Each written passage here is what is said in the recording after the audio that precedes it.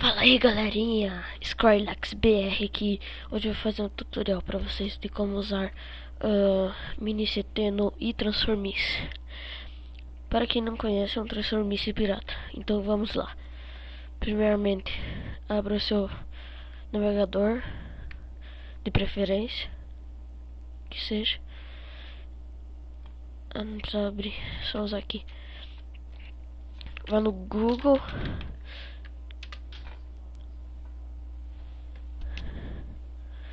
Procure por, assim, ó, bem assim, iTransformice. Procure por isso.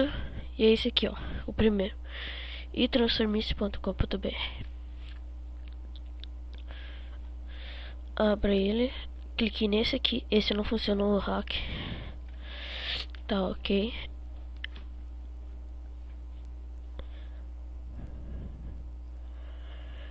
Esperar carregar. Sério, um minuto. Pronto, isso aqui vai tirar o lag. Beleza, agora ele vai abrir. Tá, ainda tá em época de Natal, em versão de Natal. Abra o seu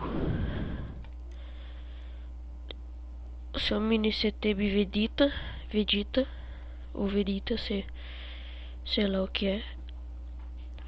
Se o seu for Mozilla Firefox, procure por Plug Container. Se for Google Chrome, procure por Google Chrome. Vai estar aqui, ó, um monte de coisa de Google Chrome.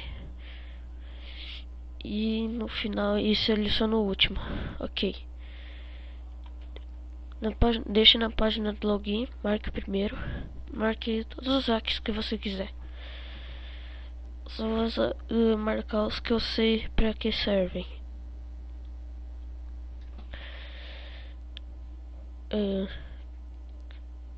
Galera, tem que marcar os hacks antes de entrar, viu? Senão não vai dar.